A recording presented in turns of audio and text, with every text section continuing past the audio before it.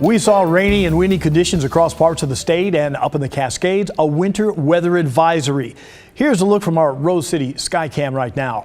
Thanks for joining us on this special edition of KGW News. I'm Art Edwards. Celine Stevens is tracking the latest system, the one that is set to come in on Sunday night. Celine? Art, right, yeah, tomorrow we're going to be seeing a lot more heavier rain. Today was really nothing, and right now it's looking pretty nice out there. It's 47 degrees at the moment, a little cloudy. Those winds that we saw earlier, not too bad right now, sitting at, looks like 10-mile-per-hour winds at the moment. And take a look at our satellite and radar over the last few hours. We had more moisture in the morning, and then throughout the day it's really just been scattered showers in most part of the state, and especially here in the metro area as well. We haven't seen that much rainfall really at all over the course of Saturday. But taking a look at those watches and warnings, we're still holding on to that winter weather advisory for the Cascades until tomorrow morning. They could be seeing up to a foot of snow overnight and even more snow as we get into Sunday night. Also, aside from this, so watch out if you're traveling in that region as well, of course. And then along the coast, there's a high surf advisory. We're looking at big waves as well as just dangerous surf. So if you are headed to the coast or if you've been there throughout the day, you would have seen those big waves.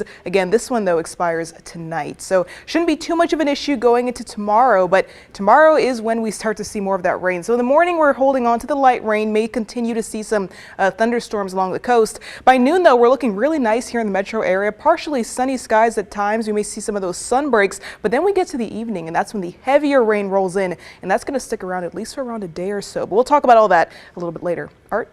Thanks, Celine. Well, check out this photo from Lincoln City after king tides flooded the Cutler City neighborhood earlier this afternoon. The city's water department confirmed that there wasn't a water main break. The police department said that a similar high tide is expected tomorrow. Residents in North Portland's Elliott neighborhood voiced their concerns at City Council on Wednesday about ongoing safety concerns in Dawson Park. Now, this as the council approved a resolution to show their support for ongoing improvements at the historic park. John Adams has been following the story and has more on residents' main concerns.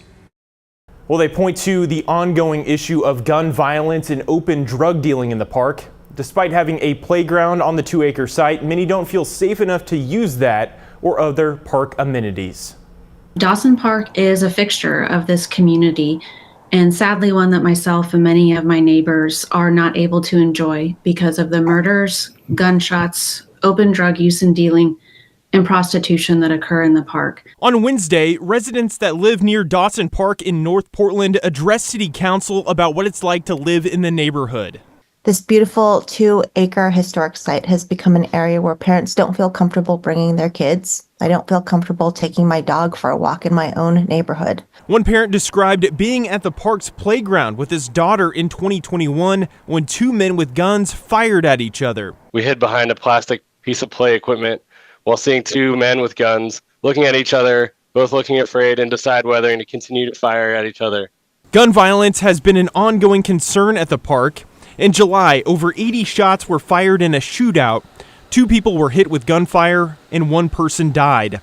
The city of Portland says it has made safety at Dawson Park and the surrounding areas a priority. Our city teams have been working diligently to reduce gun violence, to address livability issues, and support our local community in the Dawson Park area. The city has recently installed extra lighting fixtures and power wash sidewalks around the park and hope to improve lighting in the gazebo and add picnic tables. Police have also increased walking patrols.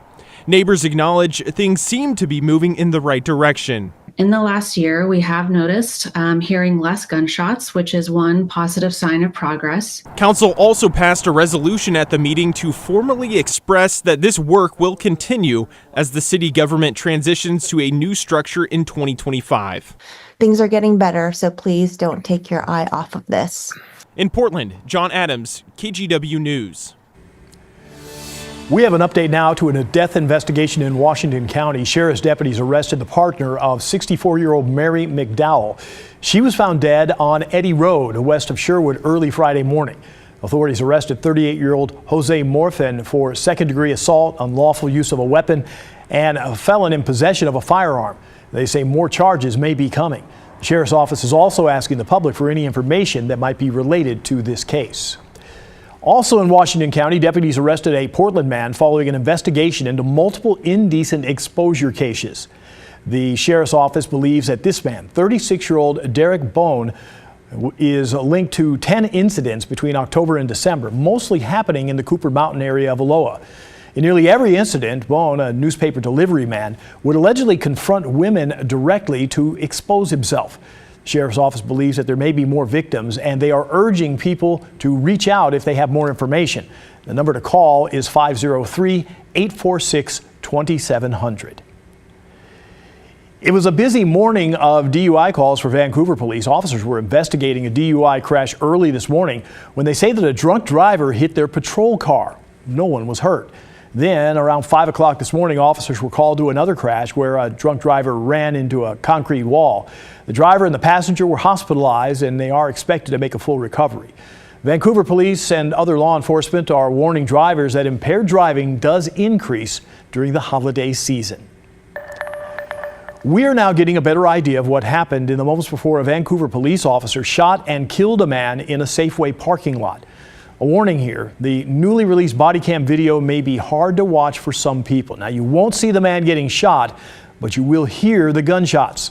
Alma McCarty looks at the case, which is the first to be handled by a new independent state office. What's going on, boss?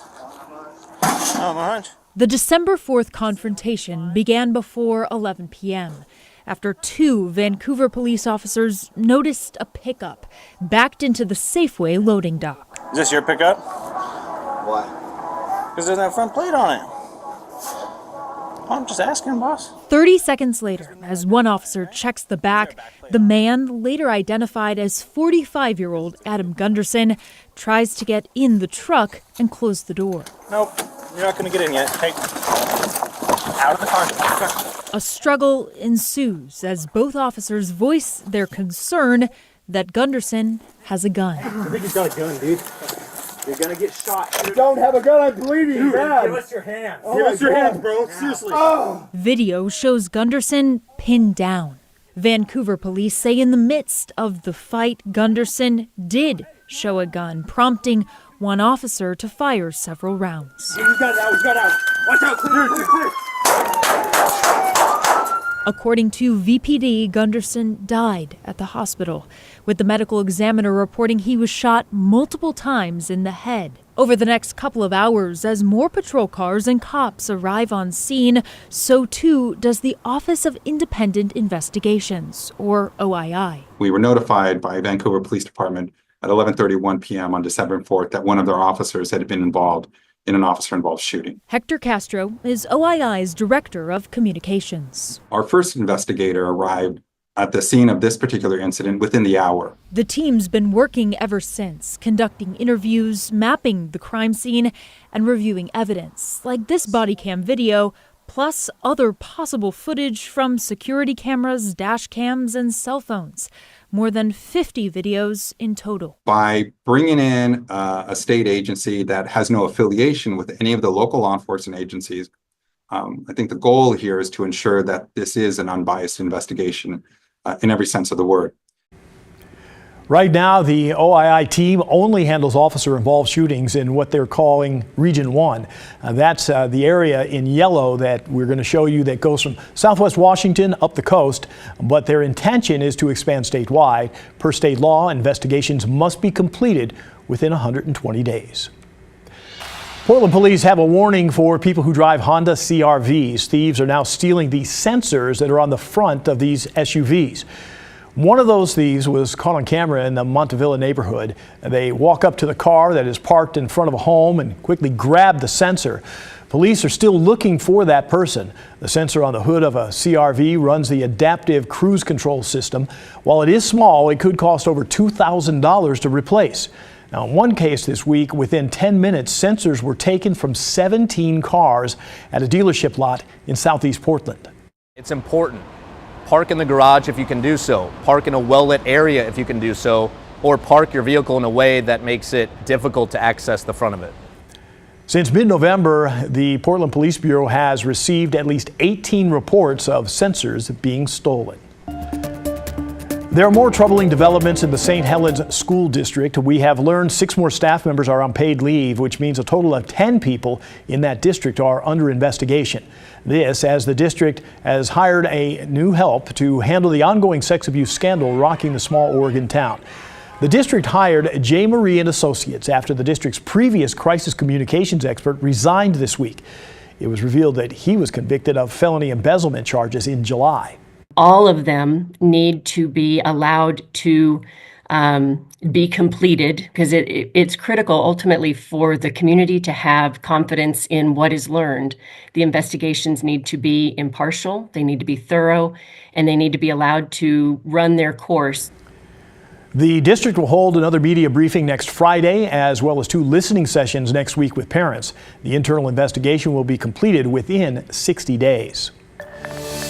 Developing at Portland State University, 17 faculty members received layoff notices yesterday. PSU said it is the first round of nearly 100 notices that will go out. In an email to KGW, the university said this first round consists of non-tenure track faculty members. Their positions will end following this academic year in mid-June. It is part of a cost-cutting initiative that also includes a retirement incentive program for eligible faculty. 2 new overnight winter shelters have opened in Vancouver. There will be about 55 beds available for people from 6:30 at night to 7 o'clock in the morning. People and pets are allowed to stay for as many nights as they need. It's always wet. There's no dry place for folks. So this is life-saving emergency shelter during this homeless crisis. The nonprofit Council for the Homeless is handling the referrals. So in order to get a bed, people need to call the nonprofit's housing hotline.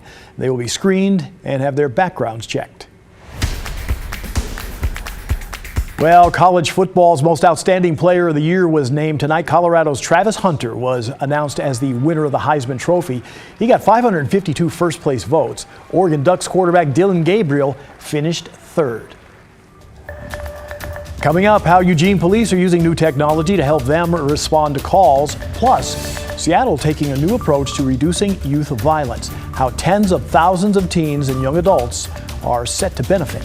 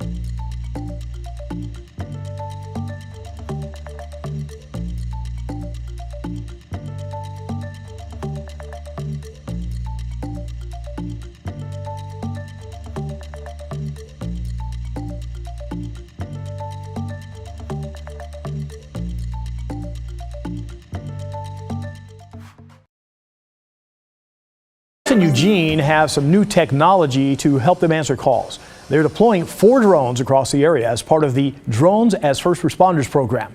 They fly at about 30 miles an hour. The drones can reach most targets in just a few minutes and give responders immediate visuals from the scene. Now, there are some drawbacks because the drones must maintain a constant line of sight with ground crews. We're fortunate and unfortunate. The Skinner's Butte is just tall enough that from the top of Yapoa Terrace, which is where our visual observers work from, you just can't see the skyline in the northwest direction. Right now, they have a flight time of about 30 minutes, but over the next few years, Eugene police anticipate that future drones will have improved battery life and also better coverage. The city of Seattle has announced a new partnership to help prevent youth violence and promote mental health. It's offering free therapy to more than 55,000 students. Madison Wade explains how this works and who will benefit. Teens seem to be always connected to their phones. Olivia, for example. Hello. Hi. A sophomore at Roosevelt High School, was excited to learn she can now use her phone to access free mental health therapy. I feel like mental health is healthcare, and healthcare should be as accessible as possible to everybody. This week, the city of Seattle announced a partnership with Talkspace to expand virtual therapy and mental health services to teens and young adults. And the goal is to reach 55,000 students, so we're optimistically hopeful that we'll be able to do that. Talkspace will meet teens where they are, on their phones. Anyone from the age of 13 to 24 can sign up. Talkspace.com/Seattle is where you register. You'll get matched with a provider, and you can get unlimited messaging therapy and one live video session a month. Youth in our country today are experiencing a mental health crisis, right? When 40% of high school students report feeling so sad or hopeless that they're considering suicide. We're seeing rising rates of suicidal thoughts amongst this population. Officials say the need is great to help those who are struggling and to prevent teens from falling into bad habits like violence. High school is just crazy, and even probably after high school is just crazy. And just having like a trusted outlet that you can just express what's going on is going to be really beneficial to everybody. That sounds like it's going to be a great program. Definitely. A lot of people. Yep. All right, Celine Stevens is here with a look at our weather. Kind of a mixed bag today. A little bit of rain, a little bit of wind, but not too bad. Not too bad. Started off a bit rainy, right? Yes. But then we got the sun breaks, and tomorrow just snow. It'll be dry, and then the rain will come back again. All right. It always does. Let's go ahead and take a look outside right now at the Rose City. It looks beautiful out there at the moment. 47 degrees is where we're sitting. It's a bit cloudy, but again, we had the sun peeking through here and there throughout the day. Those winds at 10 miles per hour. And let's take a look at Timberline. Just go ahead and look at this. The snow is really coming down. It just starts to look a lot more like Christmas, at least at the lodge, as we get further on into December. But temperatures at Timberline, 23 degrees, very chilly over there, 14-mile-per-hour winds at the moment. But looking at our highs today, so here at home, Portland hit 52, 51 in Vancouver, 50 in Aurora, a bit warmer actually than what we've seen over the last few days, where temperatures were more in the mid-40s range. Looks like Bend, 43 along the coast, more 50s there. So temperature-wise, we weren't doing too bad. And taking a look at our satellite over the last couple of hours, again, the rain's been coming through. It's been more like light showers. It's been pretty spotty too, hitting some places, not hitting others. As we've gone later on to the evening, it's really started to thin out. Looks like Longview recently saw some maybe more heavier rain just south of that area over the last couple of hours. And so looking at our rainfall for the last 48 hours, because we also saw a little bit of rain Friday as well. Looks like we were just under half an inch here in Portland. So not too much rainfall along the coast, a bit more. Looks like 0.8 of an inch in Tillamook. North Bend seeing around an inch, a little bit over that. So again, rainfall not so bad over the last 2 days. Washington saw a lot more rain. Seattle at over half an inch of rain over the last 48 hours.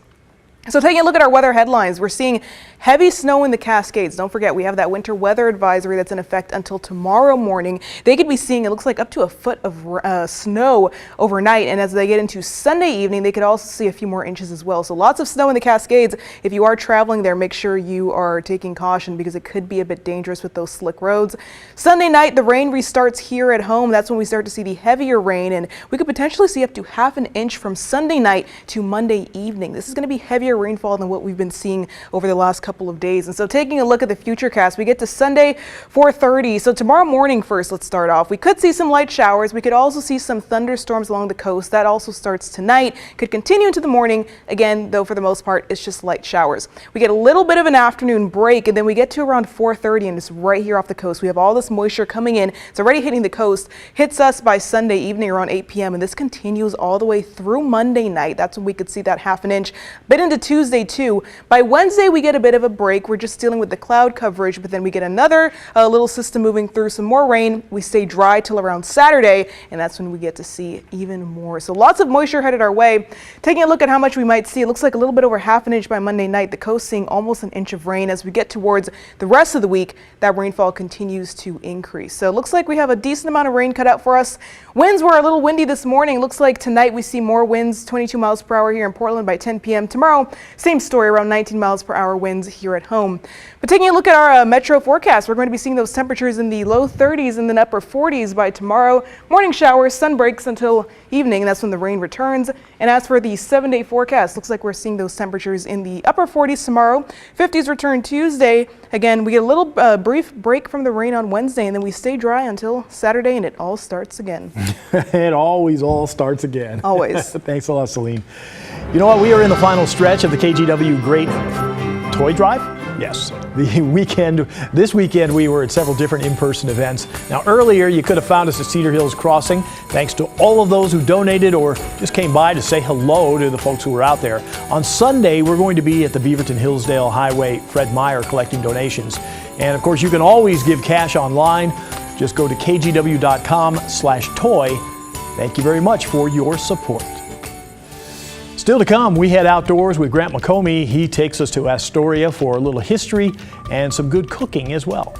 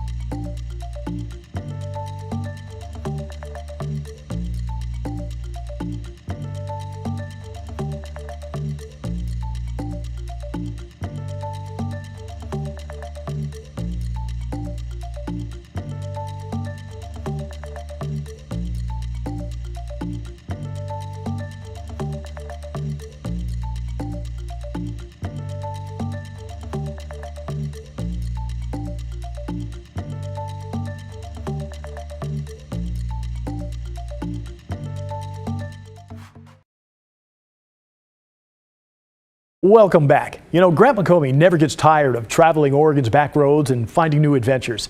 This week, he takes us to Astoria for a history lesson, some adventure, and a little relaxed dining.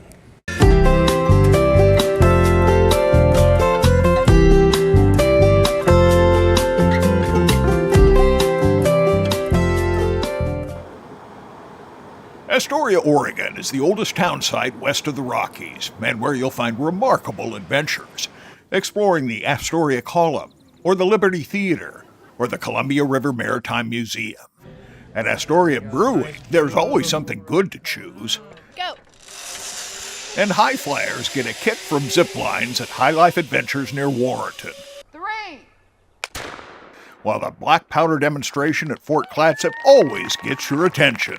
It's the oldest U.S. settlement west of the Rockies. That is truly, a bragging right. And also the beauty of the Columbia River meeting up with the Pacific Ocean. Cast off. The Columbia River's early days come alive when you join lifelong local Mark Schecker aboard his Arrow, a refurbished working boat that tours Astoria's waterfront. It's always been that way. It's just a small town of 10,000 people, but everybody's heard of it. Why is that important to you?